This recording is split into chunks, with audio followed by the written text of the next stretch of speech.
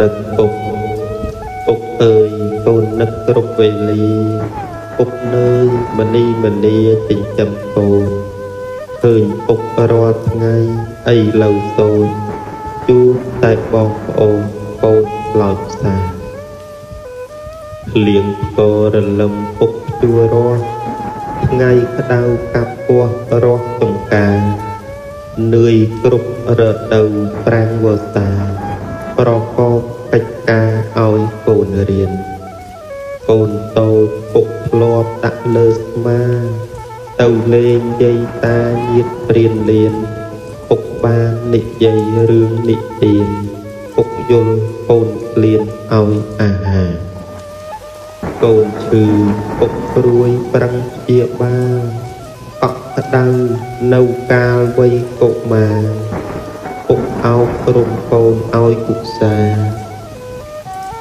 ពុកប្រោសមេត្តារាល់កំហុសពុកខំពុតពងក្នុងគ្រួសារប្រកបកិច្ចការឲ្យដាដោះ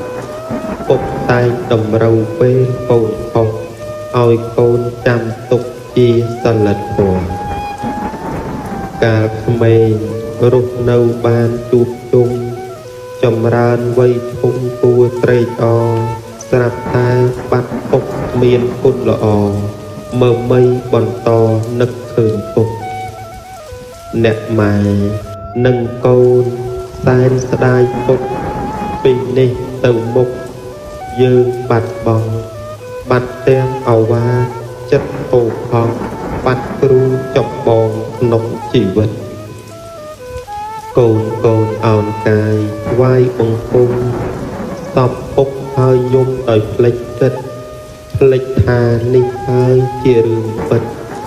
តែងមានជីវិតកិច្ចមិត្តបានបើកូនធ្វើខុសប្រការណាសូមលោកមេត្តាជួយប្រោសប្រាន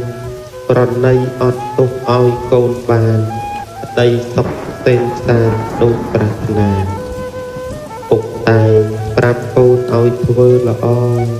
ជាកិច្ចដំណរក្នុងគ្រួសារកូនកូនប្រតិបត្តិតាមមេត្តាសូមពុកថ្លៃថ្លាស្ងប់ចិត្តចុះ